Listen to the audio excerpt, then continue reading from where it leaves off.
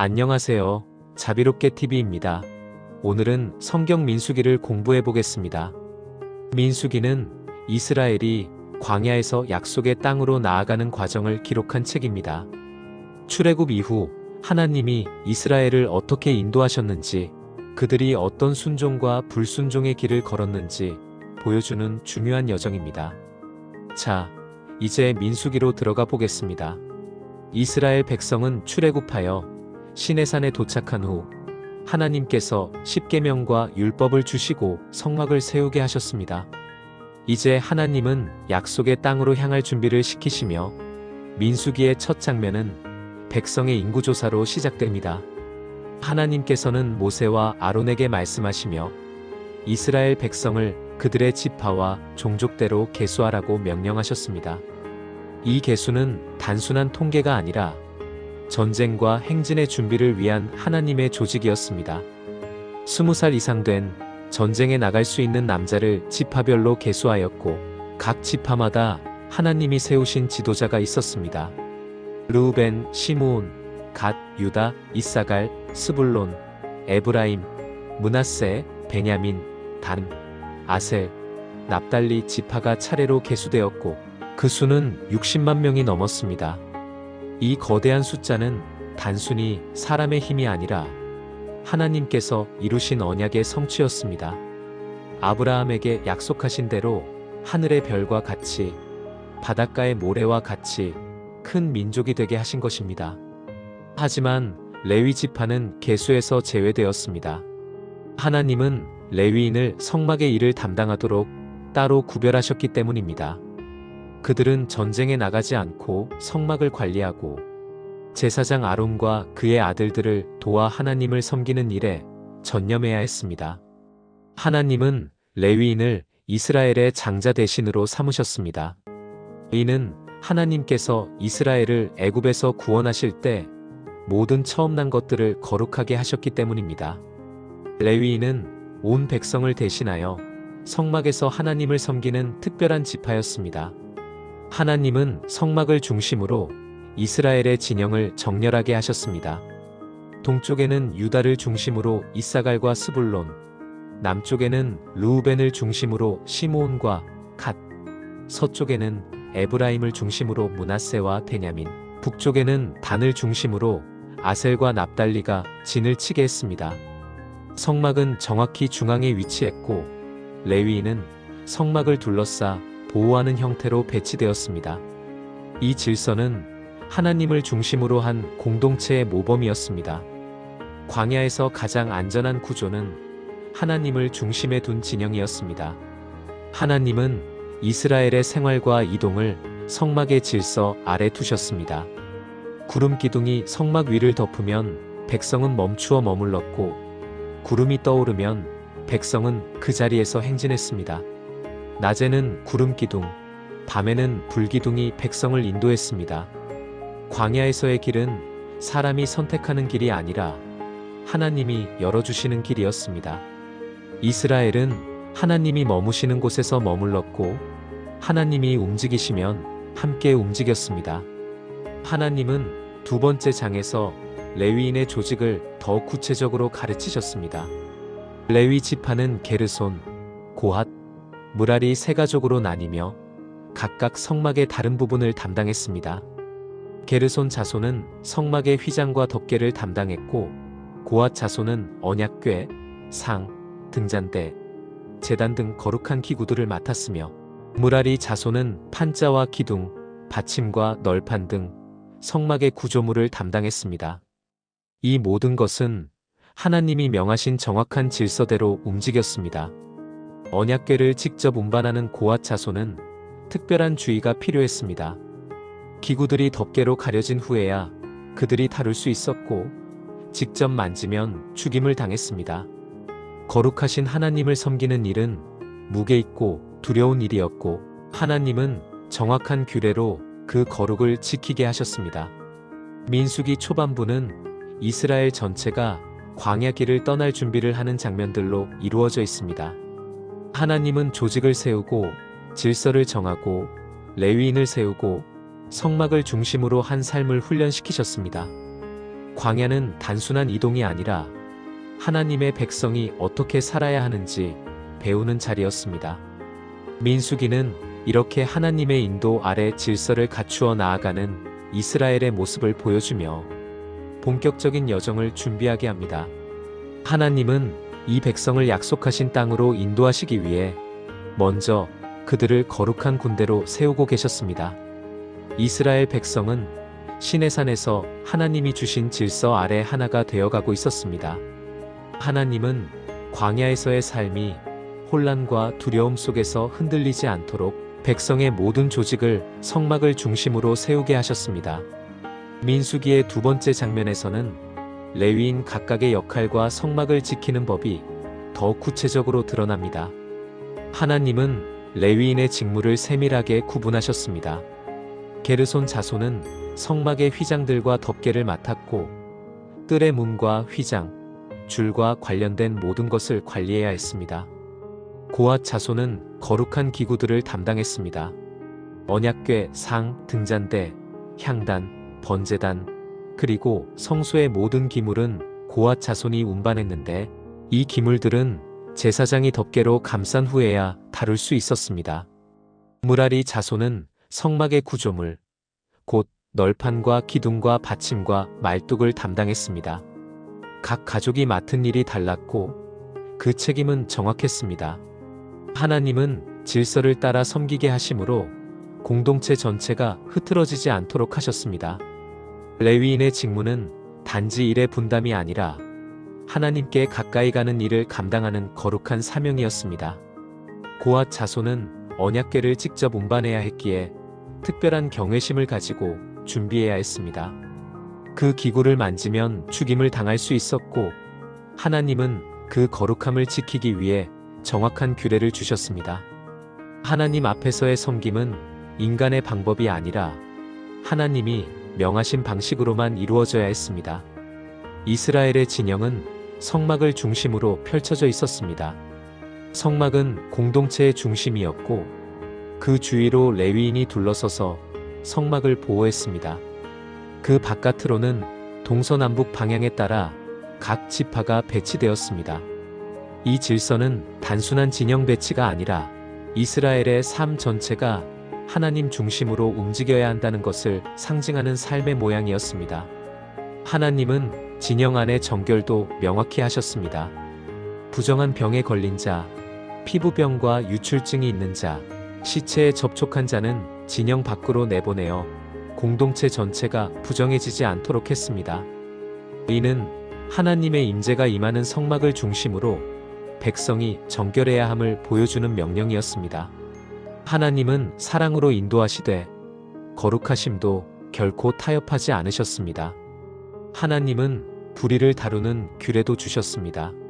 누군가가 다른 사람을 속여 재물을 빼앗거나 거짓 맹세를 했을 경우 죄를 고백해야 했고 그 피해에 대해 본래의 것에 5분의 1을 더하여 배상해야 했습니다. 하나님은 공동체의 관계가 진실과 거룩함 위에 서 있도록 세심한 규례를 주셨습니다. 이어서 하나님은 아론과 그의 아들들을 위한 축복의 말씀을 주셨습니다. 여호와는 내게 복을 주시고 너를 지키시기를 원하며 여호와는 그의 얼굴을 내게 비추사 은혜 베푸시기를 원하며 여호와는 그 얼굴을 내게로 향하여 드사 평강 주시기를 원하노라. 이 축복은 하나님의 백성이 어떤 존재인지 하나님이 그들을 어떻게 돌보고 계신지를 가장 아름답게 보여주는 말씀입니다. 하나님은 백성을 단순히 인도하시는 것이 아니라 그의 얼굴을 비추시며 사랑으로 돌보시는 아버지이십니다. 이스라엘은 하나님이 주신 규례와 질서를 따라 성막을 보호하고 공동체를 정결하게 유지하며 서로를 공의롭게 대하는 삶을 배워가고 있었습니다. 광야는 힘든 곳이었지만 하나님은 그 가운데서 백성이 하나님 중심의 공동체로 세워지도록 모든 질서를 세우셨습니다. 민수기 이야기는 이렇게 하나님이 준비하신 질서 안에서 백성이 하나님의 백성다운 삶을 배워가는 과정으로 계속 이어집니다. 이스라엘은 광야에서 하나님이 세우신 질서를 따라 움직이기 위해 계속 준비되고 있었습니다.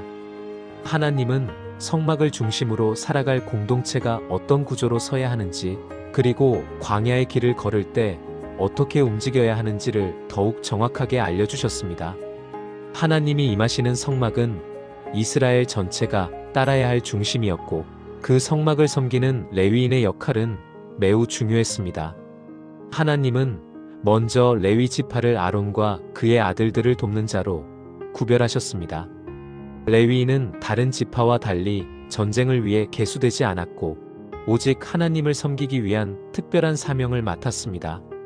그들의 직무는 세 가족 게르손, 고핫, 무라리로 나뉘어 각기 다른 부분의 성막을 관리하도록 했습니다. 게르손 자손은 성막의 휘장 덮개, 뜰의 휘장, 문장, 줄 등을 담당했습니다. 성막의 외부 구조를 구성하는 부분들을 운반하는 역할이었고, 그들의 모든 활동은 제사장 이다말의 지휘 아래에서 이루어졌습니다. 고핫 자손은 성막 중에서도 가장 거룩한 기물들을 맡았습니다. 언약궤, 진설병 상, 등잔대, 향단, 번제단, 성소의 모든 기구를 운반해야 했습니다. 그러나 이 기물들은 고핫 자손이 직접 만질 수 없었습니다. 제사장이 먼저 덮개로 싸서 눈에 보이지 않게 해야 했고, 그 후에야 고핫 자손이 들어 운반할 수 있었습니다. 하나님은 거룩한 것을 다루는 일에 실수나 방종이 스며들지 못하도록 모든 과정을 상세하게 정하셨습니다.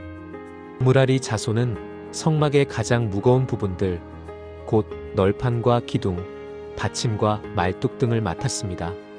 그들이 담당하는 일은 무거웠고 양이 많았기 때문에 하나님은 그들에게 수레와 소를 허락하셨습니다. 하나님은 각자의 직무에 필요한 것을 정확하게 공급하셨습니다. 어떤 역할이든 하나님이 맡기신 자리에서는 부족함이 없도록 하셨습니다. 이스라엘이 진영을 떠나 행진할 때 그 순서 또한 정해져 있었습니다. 먼저 동쪽 진영에 속한 유다 지파를 중심으로 이사갈과 스불론이 움직였고, 그 다음에 게르손과 무라리 자손이 수레를 끌고 성막의 외부 구조물을 운반했습니다. 그 뒤로 르우벤, 시므온, 갓 지파가 이어졌고, 그 다음에 고핫 자손이 거룩한 기구들을 어깨에 메고 이동했습니다. 고핫 자손은 수레를 사용할 수 없었습니다. 그들의 사명은 하나님이 임재하시는 가장 거룩한 기물들을 직접 메고 가는 일이었기 때문이었습니다. 그들이 도착하면 이미 게르손과 무라리가 설치한 성막 구조물 위에 거룩한 기구들을 바로 배치할 수 있었습니다. 이후 에브라임, 므낫세, 베냐민이 이어지고 마지막으로 단, 아셀, 납달리가 뒤따랐습니다. 하나님이 정하신 이 전체적인 행군 구조는 군대의 편성처럼 정확했고, 그 안에서 어떤 지파도 제멋대로 움직일 수 없었습니다. 이 질서는 광야의 위험 속에서도 백성이 안전하게 움직이도록 하는 하나님의 보호였고, 하나님 중심의 공동체가 어떤 모습이어야 하는지를 보여주는 모범이었습니다. 하나님은 또한 공동체 안의 거룩을 지키기 위해 부정한 자를 진영 밖으로 옮기게 하셨습니다. 나병이나 유출증이 있는 자, 시체에 접촉한 자는 진영 밖에서 머물러야 했고, 이는 공동체 전체가 하나님 앞에서 정결함을 유지하기 위함이었습니다. 하나님은 이스라엘과 거하시는 분이시기에 백성이 부정을 가볍게 여기는 것을 허락하지 않으셨습니다. 이어서 하나님은 사람들 사이의 죄와 손해에 대한 규례도 주셨습니다. 누군가가 남을 속이거나 도둑질하거나 거짓 맹세를 하여 죄를 범한 경우 죄를 깨닫는 즉시 고백해야 했고, 빼앗은 것에 5분의 1을 더해 돌려주어야 했습니다. 하나님께서는 공동체의 관계가 진실과 공의를 기반으로 서기를 원하셨습니다. 이와 함께 하나님은 특별한 헌신의 삶을 위한 나실인 규례도 주셨습니다. 하나님께 자신을 구별하여 드리기로 한 사람은 일정 기간 동안 포도주를 금하고 머리를 자르지 않으며 죽은 자에게 가까이 가지 않고 자신을 온전히 하나님께 구별해야 했습니다. 나실인 서원은 남녀 모두에게 열려 있었고, 하나님께 중심을 드리고 싶을 때 누구든지 선택할 수 있는 헌신의 길이었습니다. 민수기 초반의 모든 말씀은 하나님의 백성이 광야라는 현실 속에서 어떤 모습으로 서야 하는지를 보여줍니다. 자신의 뜻대로 걷는 것이 아니라 하나님이 정하신 질서 안에서 움직이는 공동체, 하나님이 중심이 되시고 말씀과 규례가 그들의 길을 인도하는 공동체. 이스라엘은 광야 한복판에서 하나님이 세우신 질서 안에 머물렀고 그분의 보호 아래 준비되어 가고 있었습니다. 하나님은 지금도 백성이 그분의 질서 안에서 살아가는 것을 기뻐하시는 분이십니다. 민수기의 여정은 그렇게 계속 이어져 갑니다. 이스라엘은 하나님이 세우신 질서 아래 광야의 삶을 계속 준비하고 있었습니다. 성막이 공동체의 중심에 놓였고 레위인들은 하나님이 맡기신 직무를 따라 정확하게 움직였습니다. 하나님은 그들의 삶이 거룩함 안에 유지되도록 더 깊은 규례들을 알려주셨습니다. 공동체가 하나님과 함께 있기 위해서는 삶 전체가 정결해야 했고 그 정결함은 단순한 위생이 아니라 하나님 앞에서의 거룩함을 의미했습니다. 하나님은 먼저 공동체 안에서 부정한 상태에 놓인 사람들에 대해 명확하게 말씀하셨습니다. 피부병이 있거나 유출증이 있거나 시체에 접촉한 사람은 진영 밖으로 나가야 했습니다. 하나님은 이스라엘 가운데 거하시는 분이시기 때문에 부정함이 진영 안으로 들어오는 것을 허락하지 않으셨습니다. 이 명령은 백성을 멀리하려는 것이 아니라 하나님의 거룩한 임재가 공동체 중심에 머물도록 지키기 위한 규례였습니다. 하나님과 함께하는 자리는 거룩해야 했고 하나님은 그 거룩함을 지키도록 이스라엘을 인도하셨습니다. 하나님은 사람들 사이에 일어나는 여러 죄의 문제도 다루셨습니다. 누군가가 다른 사람의 물건을 속여 빼앗거나 맡겨진 물건을 훔치거나 거짓 맹세로 남에게 손해를 입혔다면 그는 그 죄를 반드시 인정해야 했습니다. 죄를 고백한 후 피해자에게 도둑질하거나 속인 값에 5분의 1을 더해 돌려주어야 했습니다. 하나님은 공동체 안에서 불의가 자리 잡지 않도록 하셨고 관계가 회복되는 방식까지 세밀하게 가르치셨습니다. 하나님은 남편이 아내에 대해 의심하게 되는 상황에 관한 규례도 알려주셨습니다. 이는 인간의 시기심이나 의심이 공동체를 무너뜨리는 것을 막기 위한 규례였고 제사장이 하나님 앞에서 판단할 수 있도록 절차를 두셨습니다. 이 규례는 억울한 사람이 억울함을 벗고 잘못한 사람은 드러나게 하여 공동체 안에서 의와 평안을 유지하기 위한 장치였습니다. 이어서 하나님은 자신을 특별히 헌신하기 원하는 사람을 위한 규례, 즉 나실인 규례를 다시 강조하셨습니다. 하나님께 평생 혹은 일정 기간 동안 자신을 구별하여 드리기로 서원한 사람은 포도주와 독주를 멀리하고 머리를 자르지 않고 죽은 자에게 가까이 가지 않으며 자신을 온전히 하나님께 구별했습니다. 나실인은 남자든 여자든 누구나 될 수 있었고 이는 하나님께 더 깊이 헌신하고자 하는 마음을 표현하는 방식이었습니다. 하나님은 그들의 헌신을 귀하게 여기셨고 구별된 삶을 통해 공동체의 거룩의 본을 보이게 하셨습니다. 하나님은 제사장이 백성을 위해 드려야 할 축복도 세워주셨습니다. 여호와는 내게 복을 주시고 너를 지키시기를 원하며 여호와는 그의 얼굴을 내게 비추사 은혜 베푸시기를 원하며 여호와는 그 얼굴을 내게로 향하여 드사 평강 주시기를 원하노라. 이 축복은 하나님이 이스라엘을 돌보시는 방식이 어떤 것인지를 보여주는 말씀입니다. 단지 보호만 하시는 분이 아니라 얼굴을 비추시며 은혜와 평강을 주시는 분이셨습니다. 이스라엘은 광야에서 앞으로 펼쳐질 여정을 준비하고 있었습니다. 하나님은 질서와 직무를 세우시고 공동체의 정결을 가르치시며 사람들 사이의 관계를 바로잡고 헌신을 세우는 법을 알려주셨습니다. 광야의 길은 단순한 이동이 아니라 하나님과 함께 살아가는 법을 배우는 자리였습니다. 이스라엘은 그 자리에서 하나님이 주신 규례를 하나씩 지켜가며 하나님께 가까이 가는 삶을 배워가고 있었습니다.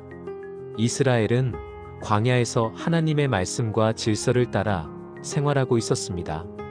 하나님은 공동체가 하나님 앞에서 거룩을 유지하도록 정결의 규례를 주셨고, 관계 안의 불의를 다스리는 방법을 알려주셨으며, 서원을 통해 하나님께 자신을 구별하는 길도 열어주셨습니다. 이제 하나님은 백성이 하나님 앞에 드리는 예물과 봉헌을 어떻게 다루어야 하는지 더 깊이 가르치셨습니다. 하나님은 모세에게 명령하시며 이스라엘의 각 지도자들이 성막을 위해 드리는 예물을 기록하게 하셨습니다. 이스라엘의 12지파의 지도자들은 각각 동일한 예물을 가져왔고, 하나님은 그 예물을 성막 봉헌의 순서에 따라 받게 하셨습니다. 어느 지파든 더 많지도 더 적지도 않은 동일한 헌물로 하나님 앞에 나아왔습니다. 이것은 모든 지파가 하나님 앞에서 동일하다는 것을 보여주었고, 하나님께 드리는 예물은 사람의 지위나 조건이 아니라 하나님을 향한 마음에서 시작된다는 원리를 가르쳐 주었습니다. 지파의 지도자들이 드린 예물은 값비싼 은쟁반과 은발이, 금숟가락과 향, 번제로 드리는 수소와 수양, 속죄제와 화목제로 드리는 양과 염소 등이었습니다. 이 모든 예물은 성막 봉헌을 위해 드려졌고, 하나님은 그 예물을 기쁘게 받으셨습니다. 하나님은 백성이 드리는 헌신을 소중히 여기셨고, 각 지파가 동일한 마음으로 하나님께 나아오도록 하셨습니다. 하나님은 이 봉헌 기간 동안 성막에서 모세에게 말씀하셨습니다. 모세가 회막에 들어가 여호와께 말하려 할 때 증거계 위 속죄소에서 나오시는 하나님의 음성이 모세에게 들렸습니다. 이 장면은 하나님의 임재가 이스라엘 가운데 실제로 머물고 있다는 선언이었습니다. 하나님은 거룩한 성막 가운데 백성과 함께 하시며 모세와 직접 말씀하시는 분이셨습니다. 성막은 단순한 건물이 아니라 하나님이 백성과 만나주시는 자리였습니다. 하나님은 레위 지파 가운데서도 아론과 그의 아들들을 돕도록 구별된 레위인 전체의 수를 계수하게 하셨습니다. 그들은 30세부터 50세까지 성막에서 봉사할 수 있었고, 이 나이는 몸과 마음이 성숙하여 성막의 무게 있는 일을 감당할 수 있는 시기였습니다. 게르손 자손은 휘장과 덮개를 맡았고, 무라리 자손은 성막의 구조물을 담당했습니다. 고앗 자손은 거룩한 기구들을 운반했습니다. 하나님은 각자의 직무를 명확하게 세우시며, 성막의 봉사는 사람의 의지나 생각이 아니라 하나님의 명령에 따라 이루어지도록 하셨습니다. 이스라엘은 하나님이 정하신 방식대로 예물을 드리고 성막을 섬기며 하나님이 함께 하시는 자리에서 질서를 유지하고 있었습니다. 그들의 모든 섬김과 생활은 하나님이 중심에 계신다는 사실을 드러내는 일이었고, 광야의 여정은 하나님이 세우신 방식대로 움직여야 했습니다. 하나님은 광야에서 백성에게 하나씩 가르치고 계셨습니다. 헌신은 강요가 아니라 하나님께 구별된 마음에서 시작되어야 했고, 질서는 사람의 생각이 아니라 하나님이 세워주신 방식으로 따라야 했으며, 성막은 단순한 구조물이 아니라 하나님이 말씀하시는 자리였습니다. 이스라엘은 그 가운데서 하나님과 함께하는 법을 배워가고 있었습니다. 이스라엘은 성막을 중심으로 하나님의 질서를 따라 서 있었고, 지도자들의 헌신과 레위인의 봉사, 그리고 하나님이 들려주신 거룩의 규례 아래에서 준비를 맞춰가고 있었습니다. 이제 하나님은 백성이 광야의 길을 실제로 떠날 수 있도록 필요한 마지막 준비들을 알려주셨습니다. 이 시점은 단순한 이동이 아니라 하나님이 인도하시는 첫걸음을 내딛는 중요한 순간이었습니다. 하나님은 모세에게 이스라엘이 지켜야 할 절차들을 더 구체적으로 드러내셨습니다. 백성은 구름이 성막에서 떠오르는 그 즉시 움직여야 했고, 구름이 머물면 그곳에서 멈추어야 했습니다. 광야의 길에서 백성은 자신들의 판단이나 계획대로 나아가는 것이 아니라 하나님이 움직이시는 리듬에 따라 이동해야 했습니다. 하나님이 멈추시면 백성도 멈추고, 하나님이 떠오르시면 백성도 움직이는 이 방식은 이스라엘의 모든 여정이 하나님께 달려있음을 보여주는 표시였습니다. 이스라엘의 첫 행진을 준비하며 하나님은 두 은나팔을 만들게 하셨습니다. 제사장이 은나팔을 불면 백성은 모이고 움직이고 전쟁까지 준비할 수 있었습니다. 나팔의 소리는 백성을 움직이는 단순한 신호가 아니라 하나님이 백성을 인도하시는 하나님의 음성이었습니다. 전체 회중을 모을 때는 두 나팔을 함께 불고 지도자들을 부를 때는 한 나팔만 불었습니다. 행진할 때는 나팔 소리가 울렸고 진영의 각 부대는 그 소리에 맞추어 움직였습니다. 광야의 길은 혼란스러운 곳이었지만 하나님은 그 소리 가운데 백성을 질서 있게 이끄셨습니다. 하나님은 또한 전쟁의 상황에서도 나팔을 사용하게 하셨습니다. 백성이 나팔을 울리면 하나님은 그 소리를 기억하시고 그들을 구원해 주셨습니다. 광야의 모든 상황 가운데 하나님은 언제나 백성과 함께 계셨고 그들이 부르짖을 때 응답하시는 분이셨습니다. 이스라엘은 드디어 첫 행진을 시작했습니다. 둘째 해 둘째 달 20날 구름이 성막 위에서 떠오르자 백성은 모세의 인도 아래 출발했습니다. 먼저 유다 지파를 중심으로 동쪽 진영이 나아갔고 그 뒤로 게르손과 무라리 자손이 성막의 구조물을 운반하며 뒤를 이었습니다. 이어서 르우벤을 중심으로 한 남쪽 진영이 움직였고 그 다음에 고앗 자손이 성막의 거룩한 기구들을 어깨에 메고 행진했습니다.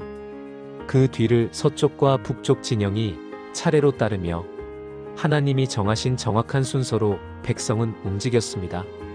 백성이 실제로 길을 떠나게 되자 모세는 호밥에게 함께 가자고 요청했습니다. 모세는 그에게 우리가 여호와의 말씀을 따라 행하니 하나님이 우리에게 좋은 것을 주실 것이다라고 말하며 광야에서 그가 가진 지식과 경험이 필요하다고 말했습니다. 하나님이 인도하시지만 사람을 통해 돕는 손길도 함께 사용하시는 섬세한 모습이 드러났습니다. 이스라엘의 행진 가운데 성막은 늘 중심에 있었습니다. 언약궤는 백성 앞서 나아가 그들의 쉴 곳을 찾았습니다. 구름이 성막 위에 머무르면 백성은 그곳에서 쉬었고 구름이 떠오르면 언약궤는 다시 앞서 나아갔습니다. 모세는 백성이 움직일 때와 멈출 때마다 하나님께 기도했습니다. 여호와여, 일어나사 주의 원수들을 흩으시고 주를 미워하는 자들이 주 앞에서 도망하게 하소서. 여호와여, 이스라엘의 천만인에게로 돌아오소서. 이스라엘의 이동은 단순한 도보 여행이 아니었습니다. 광야의 모든 걸음이 하나님과 함께하는 걸음이었고 하나님이 앞서 인도하시는 길을 따라가야 했습니다. 백성은 자신들의 힘이 아니라 구름과 언약궤의 인도하심을 신뢰하며 한 걸음씩 나아갔습니다. 하나님은 백성이 처음 시작하는 광야 길에서 그들이 어떻게 움직여야 하는지를 분명히 보여주셨습니다. 질서와 섬김, 구별됨, 그리고 하나님을 따르는 순종이 그 길의 중심이었습니다. 광야의 여정은 계속되고 있었고 하나님은 백성을 한 걸음씩 약속하신 땅을 향해 이끌고 계셨습니다. 이스라엘은 하나님이 정하신 질서에 따라 움직이며 광야의 길을 시작했습니다. 구름과 불기둥이 앞서 인도했고 언약궤가 그들의 앞에서 쉬어야 할 곳을 찾아갔습니다. 하나님이 세우신 방식대로 백성은 이동하고 머물렀으며 모든 발걸음은 하나님의 인도하심 아래 있었습니다. 그러나 광야는 여전히 쉽지 않은 곳이었습니다. 백성은 하나님의 은혜 안에서 걸어가고 있었지만 마음은 상황에 쉽게 흔들릴 수 있었습니다. 하나님은 그들의 마음과 반응까지도 다루시며 광야의 길을 통해 믿음을 세워가고 계셨습니다. 백성이 길을 떠난 지 얼마 되지 않아 백성 가운데서 불평이 시작되었습니다. 광야의 환경은 거칠었고 익숙한 삶과 비교하면 어려움이 많았습니다. 백성이 원망하자 여호와의 진노가 불붙어 진영 주변을 사르게 되었고 백성은 모세에게 부르짖었습니다. 모세가 여호와께 기도하자 불이 꺼졌고 백성은 그곳을 다베라라 불렀습니다. 광야에서의 불평은 단순한 감정 표현이 아니라 하나님을 향한 불신의 표현이었고 하나님은 그 불평이 공동체 전체를 해롭게 만드는 것을 막고자 하셨습니다. 이어서 백성 가운데 섞여 살던 다른 무리가 욕심을 품기 시작하며 다시 불평했습니다. 그들은 만나 외에 먹을 것이 없다며 애굽에서 먹던 고기와 오이, 부추, 파, 마늘을 그리워했습니다. 만나를 날마다 공급받고 있음에도 하나님의 공급을 기쁨으로 받지 못하고 오히려 애굽의 지난 삶을 부러워했습니다. 만나는 하늘에서 내린 하나님의 은혜였고 백성이 생존할 수 있는 길을 하나님이 친히 공급하신 것이었지만 사람의 마음은 여전히 과거의 익숙함을 향하고 있었습니다. 이스라엘이 애굽을 떠났지만 애굽은 여전히 마음속에 남아 있었습니다. 모세는 이 불평을 듣고 매우 괴로워했습니다. 그는 자신 혼자서는 이 백성을 감당할 수 없다고 하나님께 아뢰었습니다. 하나님은 모세의 기도를 들으시고 이스라엘 장로 70명을 불러 모세와 함께 백성을 이끌게 하셨습니다. 하나님은 그들에게 성령을 주어 모세의 짐을 함께 나누게 하셨습니다. 하나님은 지도자의 무거운 부담을 혼자 지게 하지 않으시고 백성 가운데 세운 사람들과 함께 감당하도록 길을 열어주셨습니다. 백성이 고기를 달라고 불평했을 때 하나님은 그들이 말하는 그대로 고기를 주시겠다고 말씀하셨습니다. 하루나 이틀이 아니라 한 달 동안 먹을 만큼 주시겠다고 하셨습니다. 이는 하나님이 능력이 많으신 것을 보여주기 위한 것이 아니라 백성의 마음을 비추어 주기 위한 말씀이었습니다. 하나님은 백성이 단순히 음식이 아니라 불평과 욕심 속에 있는 마음을 보기를 원하셨습니다. 하나님의 말씀대로 바람이 여호와께서 보내신 메추라기를 몰아와 진영을 가득 채웠습니다. 백성은 온종일 그 다음 날도 온종일 메추라기를 거두었습니다. 그러나 욕심을 따라 불평하며 원망하는 마음으로 메추라기를 먹던 중 하나님은 그들 가운데 재앙을 내리셨습니다. 그곳을 기브롯 핫다아와라 불렀습니다. 하나님은 백성의 불평이 그들을 어디로 이끌어가는지를 분명하게 보여주셨고 불평이 생명을 해치는 길이라는 것을 드러내셨습니다. 이스라엘은 다시 행진을 계속하며 하세롯에 이르렀습니다. 그때 모세의 형제자매인 미리암과 아론이 모세를 시기하게 되는 일이 일어났습니다. 그들은 모세가 컷이 여인을 아내로 맞은 일을 빌미로 비난하며 여호와께서 모세에게만 말씀하셨느냐 우리에게도 말씀하지 않으셨느냐라며 자신을 높이려 했습니다. 하나님은 이 일에 즉시 응답하셨습니다. 하나님은 모세를 찾으시고 아론과 미리암도 불러 회막문으로 나오게 하셨습니다. 하나님은 모세가 모든 집에서 신실한 사람이며 다른 선지자와 달리 얼굴과 얼굴을 마주하여 말씀하는 사람이라고 밝히셨습니다. 아론과 미리암의 시기는 하나님이 세우신 질서를 흔드는 일이었고 하나님은 이를 바로잡으셨습니다.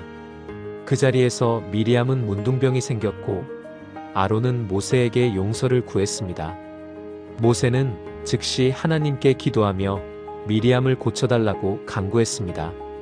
하나님은 미리암을 치셨지만 일주일 동안 진영 밖에서 기다리게 하신 후 회복시켜 주셨습니다. 이스라엘은 그 일주일 동안 움직이지 못하고 머물러야 했습니다. 하나님이 세우신 질서에 대한 흔들림은 공동체 전체의 걸음에 영향을 주었습니다.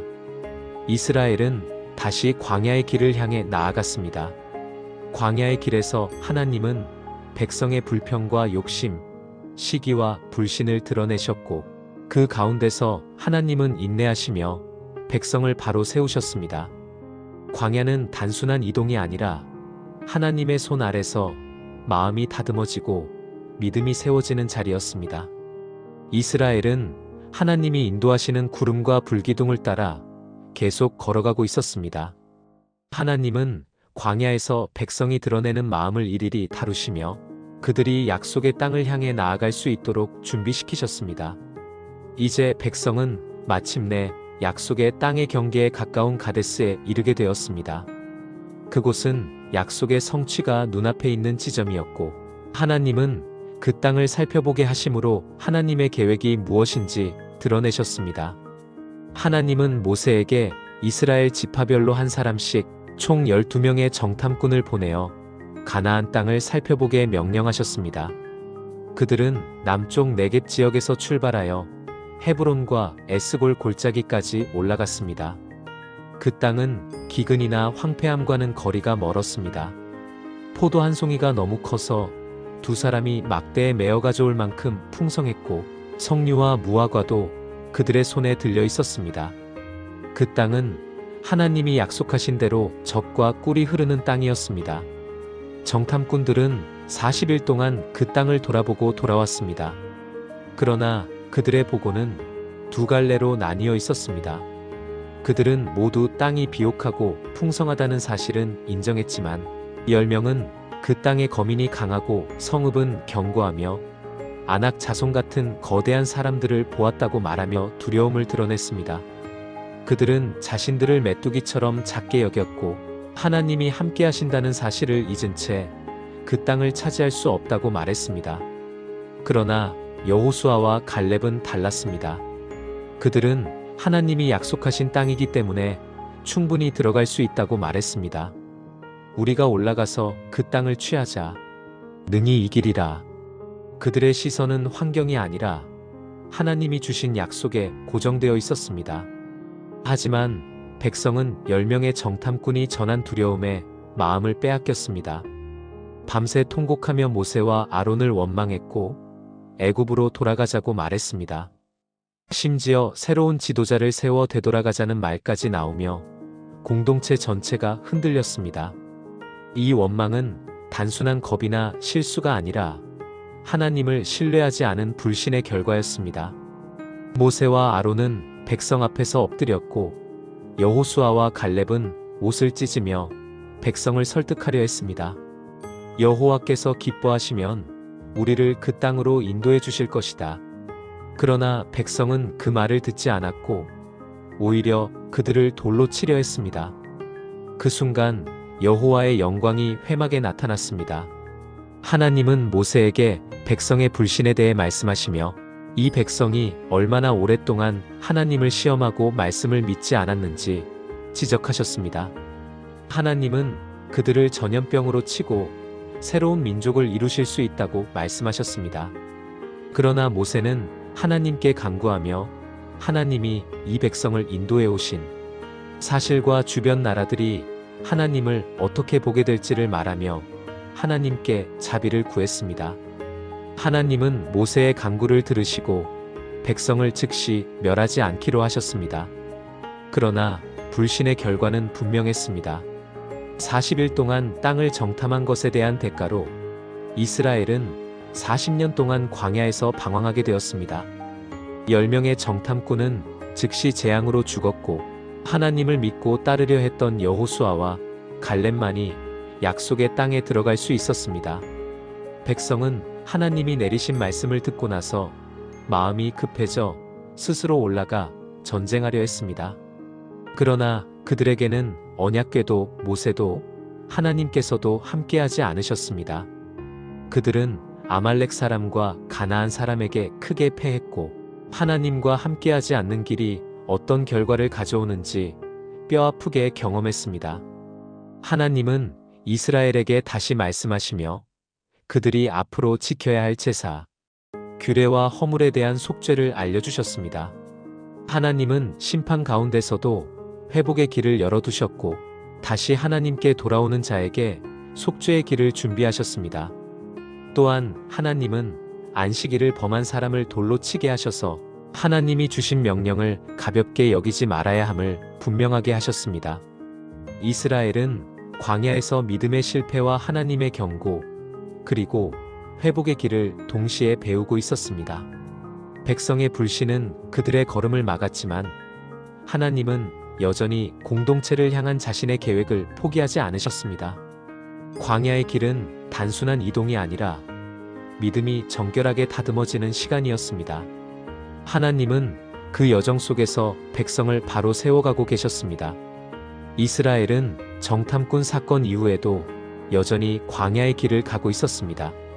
하나님은 백성이 불신으로 인해 약속의 땅에 곧바로 들어갈 수 없게 되었지만 그들을 포기하지 않으셨고 여전히 함께 하시며 여정을 인도하셨습니다. 백성은 광야에서 하나님의 말씀을 배우며 그 과정 속에서 여러 시험과 반역이 드러났습니다. 하나님은 그 모든 상황 속에서 거룩의 질서를 세우고 백성을 가르치셨습니다. 어느 날 고라와 다단과 아비람이 일어나 모세와 아론을 대적했습니다. 그들은 레위 지파 중 고앗 자손이었고 회중 가운데 이름 있는 사람들이었습니다. 그들은 모세에게 찾아와 너희가 회중보다 스스로 높아졌다며 하나님이 모든 공동체 가운데 계신데 왜 모세와 아론만을 높이냐고 말했습니다. 그들의 주장은 겉으로는 공평을 말하는 것처럼 보였지만 마음속에는 하나님이 세우신 질서에 대한 불만과 시기가 자리 잡고 있었습니다. 모세는 이 반역을 듣고 얼굴을 땅에 대고 엎드렸습니다. 그는 이 문제를 하나님께서 판단하실 것이라고 말하며 다음 날 아론과 고라의 무리가 향로를 가지고 나오도록 명령했습니다. 하나님은 그들이 서 있는 자리가 거룩한지 하나님이 누구를 택하셨는지를 직접 나타내실 것이었습니다. 모세는 회중에게 고라와 그의 무리의 장막에서 떠나라고 경고했습니다. 그들과 함께 있으면 그들이 받을 심판에 함께 연루될 수 있었기 때문입니다. 백성은 급히 멀어졌고 하나님은 모세의 말대로 일하셨습니다. 모세가 말하기를 만약 이 사람들이 다른 사람들처럼 자연스럽게 죽는다면 하나님이 나를 보내신 것이 아니다라고 말했을 때 땅이 갈라져 고라와 다단과 아비람과 그 가족과 소유가 모두 땅 속으로 내려갔습니다.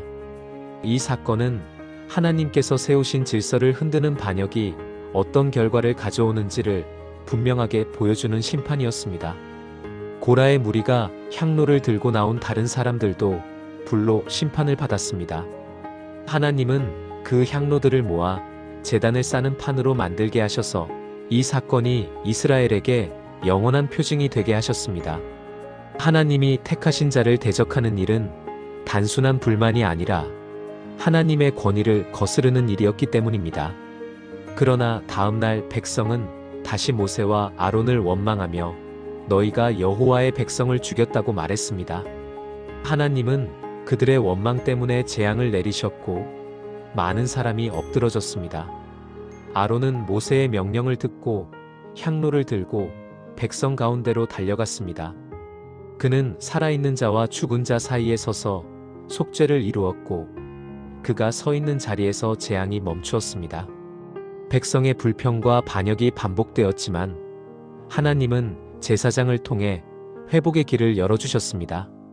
하나님은 백성이 대적과 시기를 통해 흔들리는 것을 다시 멈추게 하시기 위해 아론의 택함을 다시 한번 분명히 드러내셨습니다.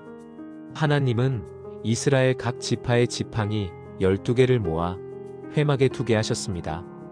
다음날 아론의 지팡이에서는 싹이 나고 꽃이 피며 살구 열매가 맺혔습니다. 이 표징은 하나님이 아론을 제사장으로 세우셨다는 분명한 증거였고 이스라엘은 더 이상 이 문제로 흔들리지 않도록 하셨습니다. 하나님은 제사장의 직무와 레위인의 역할을 다시 정리하셨습니다. 제사장은 성막의 가장 거룩한 일을 맡았고 레위인은 제사장을 돕는 일을 감당했습니다. 그들의 직무는 단순한 기능이 아니라 하나님이 백성과 함께하기 위해 세우신 질서의 핵심이었습니다. 하나님은 제사장과 레위인에게 주어진 몫을 정하시고 백성이 드리는 11조를 통해 그들이 생계를 유지하도록 하셨습니다. 제사장과 레위인은 땅의 기업을 차지하지 않았습니다. 그들의 기업은 하나님 자신이셨습니다. 하나님은 또한 정결의 물에 관한 규례도 주셨습니다. 시체에 접촉한 사람은 7날 동안 부정해지고 정결의 물을 사용하여 씻어야 했습니다. 하나님은 공동체가 부정함 가운데 머물지 않도록 회복의 길을 분명히 열어두셨습니다. 광야의 길 가운데 백성은 반복되는 불평과 반역을 통해 마음의 민낯이 드러났고 하나님은 그 과정을 통해 백성을 훈련시키고 질서를 세우셨습니다.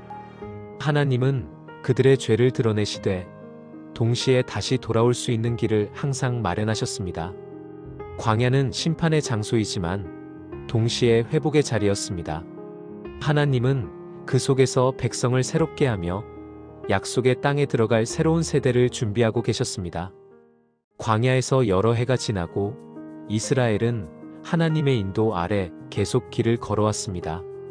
불평과 반역이 반복되었지만 하나님은 백성을 버리지 않으시고 그들을 회복시키며 약속하신 땅을 향해 한 걸음씩 이끌어 가셨습니다.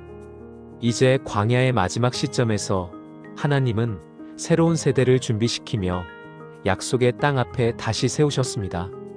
광야 길을 계속 가던 중 백성은 신 광야에 이르렀고 그곳에서 미리암이 죽어 장사되었습니다.